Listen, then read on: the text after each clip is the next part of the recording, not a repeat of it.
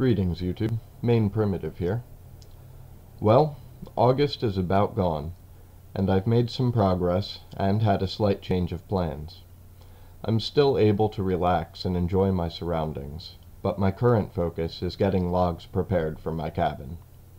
The evenings and nights are becoming cooler, and autumn is clearly just around the corner. As I said, my plans have changed slightly. I have decided, on the sound advice of some fine people here, to wait until next year to build my cabin, in small part due to the lateness of the season, but primarily to allow the wood to season properly. This was a concern of mine as well, although one I had considered overlooking. So, on this advice, I am going to postpone the construction of my cabin until around June of next year. In the meantime, I will be felling my trees and preparing them for the construction process. If I haven't mentioned, my construction plans call for 54 10-foot logs, 8 inches in diameter, for the walls of the cabin. I have marked 36 trees which will be able to yield 2 logs each, as well as an additional 15-foot log for the roof construction. I have chosen primarily white pine for the timber, although I have marked a couple spruce and balsam as well. Using hand tools only, it is a relatively comfortable pace to fell, limb, and cut 2 trees to length per day. With an early start, 3 per day should be manageable. I also hope to have time to build a more temporary shelter so that I can visit during the winter, even if I can't stay more than a few days. My plan is for a sturdy lean-to with its own fire pit, which will convert to a storage shed for my firewood when I finish the cabin. The winter hearth will become my outdoor cooking hearth for summer when it's too warm for an indoor fire. As I said, my primary focus right now is harvesting the timber for my cabin and preparing it to season. The trees I have selected seem to average about 40 foot and each yield 2 11-foot logs for the walls of my cabin, and a smaller, longer log that will become part of the roof. My timber working toolkit is a couple of bow saws, a Spetsnaz survival machete, an excellent tool, a hatchet head that I use as a wedge, a hammer, rope, and a tape measure.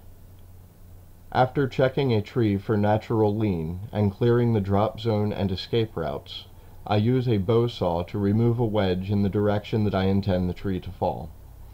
After a final check, I begin cutting opposite the wedge cut and a little above. By the time I get to this point with the aid of my steel wedge and a good shove, the tree will go over. The machete is my primary tool for removing limbs once the tree is on the ground. I have found it to be quite equal to the task. The live boughs I remove may be used to insulate the winter shelter and/or serve as bedding if it keeps fresh long enough. Next, I cut the tree to 11-foot lengths, and it's on to the next one.